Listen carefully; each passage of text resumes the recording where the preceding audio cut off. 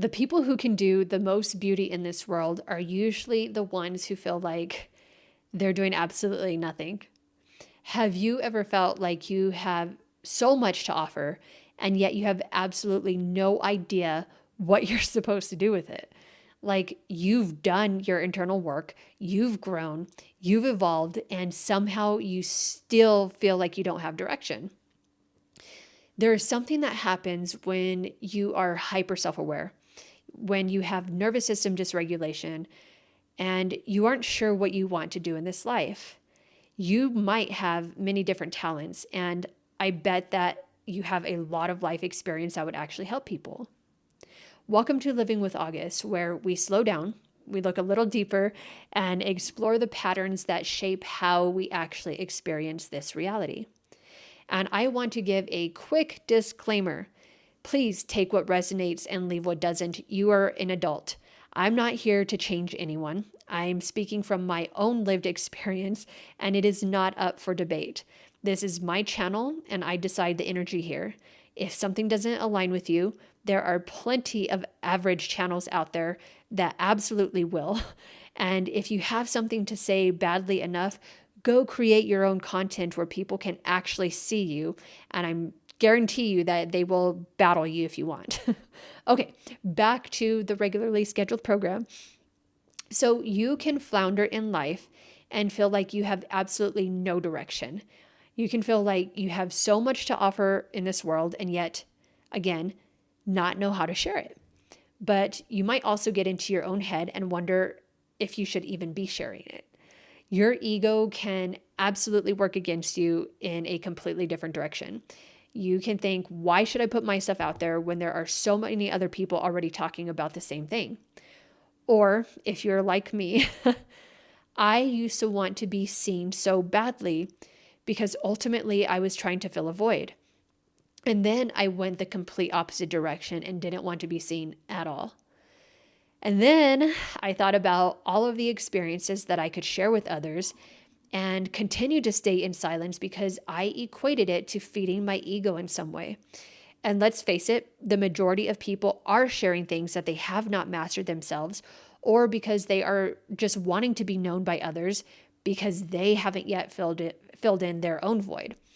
So I didn't want to fall into that category. So I stayed silent until I realized that I am sharing from a healed space, a grounded space, and from a space that a lot of people are really going to be desiring soon as so many advance into a new reality.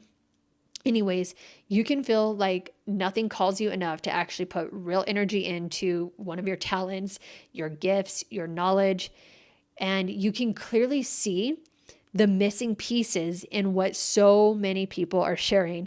And you can know that you hold the missing links and still not know how to bring it together and share it in a way that feels right for you. You can feel so overwhelmed in life. And for some people, like myself, feel like no matter what you do, no matter how much you work on yourself, no matter how far off the beaten path you go, you still feel like you should be doing something and just not know what it is. So you try on different things. You get a ton of different, extremely valuable education. You turn your traumas into lessons. You see the silver lining in literally every situation, no matter how difficult it is. You grow, you evolve, and yet you still can't figure out what you want to do. And first off, obviously, I'm talking about my life. This is clearly my life and what I experienced. This is how I've lived. Also, by the way, I have my little notes right above me and I get sidetracked really easily. So if I pause, it's kind of my way to bring myself back in. So, anyways, just wanted to make sure you see that. So, while a lot of this does come down to nervous system dysregulation for so many people, and that shows up in so many different contexts, breathing, mental health, regulation, there's just so much more to it than that, though. There are so many deeper reasons that we flounder. And one of the big ones is that we live in a society that is hyper focused on the idea of purpose. If we don't have a purpose, we're not succeeding. If we don't have a purpose, we need to try harder. But the reality is, we all have one purpose. We all have the same purpose. Our purpose is to be here. Our purpose is to experience this physical reality. And what we choose to do inside that purpose is completely separate from us. We don't have just one thing that we came here to do. We have multiple things that we came here to do. And it's up to us to figure out what lights us up enough to actually move forward with it. And when we put so much pressure on ourselves to do one specific thing, to make it look one specific way, or to reach a certain number of people, we immediately create so much stress for ourselves, and it absolutely becomes defeating, especially for people whose nervous systems are already dysregulated. There are so many people like me who have so many different backgrounds when it comes to education, so much life experience, and genuinely the ability to connect with people in every different realm and far beyond their own years. And we tend to throw our names into so many different hats. And yes, again, part of that can be nervous system dysregulation. But the beauty in this is it is absolutely okay to continue trying things on. It is okay to go job to job, to maybe eventually, maybe find something that actually feels good for you. And jobs, they're just a simple means for us to exist in this physical reality. And I genuinely wish people would take so much pressure off of trying to lock themselves into one job so early in life, as though that's their main goal and that they're going to try to spend their entire life doing that.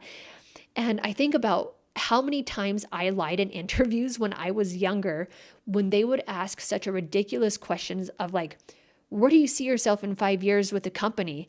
And I'm thinking, obviously not there, but I lie. And so many people have so much bigger dreams than that. And if we could start viewing jobs as just stepping stones, people would be so much happier on both ends.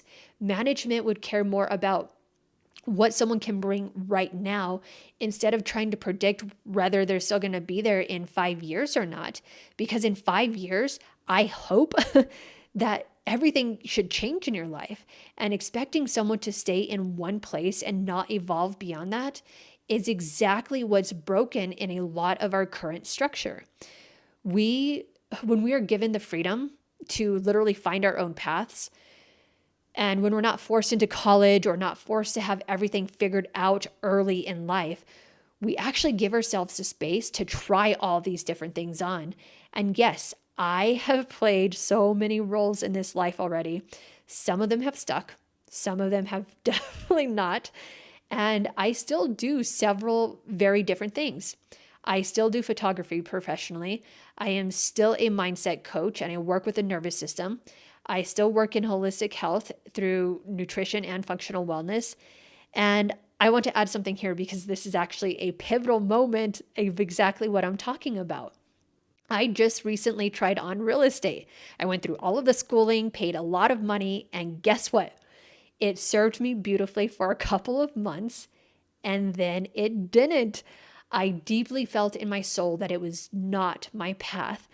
No matter how much I wanted something different, something easier in some degree, there is just no way that I could continue doing it with the resistance that I felt in my body. And that's an important distinction because there is a difference between resistance and fear. Fear stretches you, resistance drains you. And fear will ask you to grow, where true resistance is going to ask you to stop. And learning how to tell the difference between those two, it changes everything. I had a desire to try it on though, just to see if it was something that I wanted. And it wasn't. And that is okay. It was an experience for me. I learned so much more about myself and I crossed another check mark off, right? Of, okay, tried this in the world. How you know when it's time to let something go? When you actually take the first step to detaching from it and you feel that instant relief. There are other things I still do with things that came into my life that I went to school for, and I just no longer do them because they're not fun to me anymore.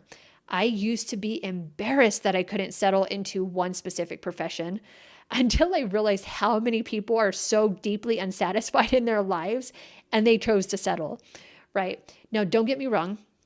I have been doing several of the things that I still do for over 10 plus years, but I am always refining them, shifting them, expanding them. And it took me so many years to really understand what I want to do and how I want to do it. And even now, it still evolves because that's the point of life. We are human beings in constant growth and evolution. Everything in our life should be, hopefully, evolving. Even if it's at a snail's pace sometimes, it's always evolving. And this is something really important that I want to emphasize. There have been several things in my life that completely disappeared. And I genuinely thought that I was done with them, but they came back. And every time that they would come back, they came back a little bit stronger, a little bit more clear, and more complete each time. And one of those things is coaching. I truly thought that I had stepped away from it for good. And for years, I only took clients through word of mouth. But what I didn't realize at the time was that I was learning the most important piece of what I really wanted to offer. And that piece could only be learned by living it. I had to step away from coaching to integrate it into my own life first before sharing it in a deeper way. I even went to school to become a therapist, and it didn't take long for me to realize that the education is incredibly basic and incomplete. When it comes to truly understanding human emotion, empathy, and genuinely deep lived experience, I found myself in debate with the teachers, and they would ask me to assist in certain areas. And when you're supposed to be the one who should be learning, that flipped something. I realized very quickly that you cannot teach empathy, you cannot teach life experience, and you truly cannot connect with someone just because you have a standardized education. There's absolutely so much beauty in talk therapy. Truly, there is. But it often misses the bigger picture. Helping someone shift patterns, habits, their way of being, it requires so much more than just mental understanding. It requires integration of the mental, the physical, the emotional, the spiritual, and most spaces are missing at least one of those. And this is something I see constantly now. So many people sharing information from an unhealed space, from a place they haven't actually yet integrated themselves, and so many unhealed people trying to help other unhealed people.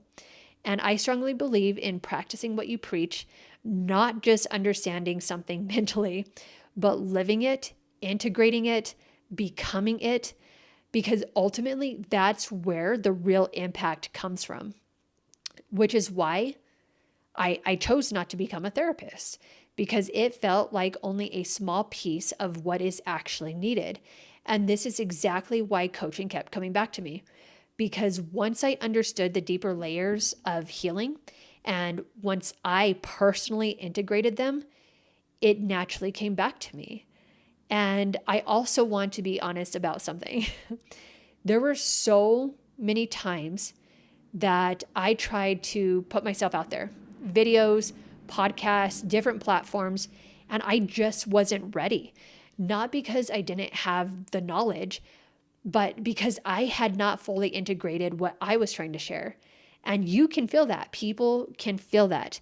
And I felt it within myself. So I would pull back, step away, and recalibrate. And every time I came back, it was clearer. It was stronger, more grounded. And now it finally feels aligned with who I am at my core. I've put my website back out. I'm back on podcasts. I'm sharing again.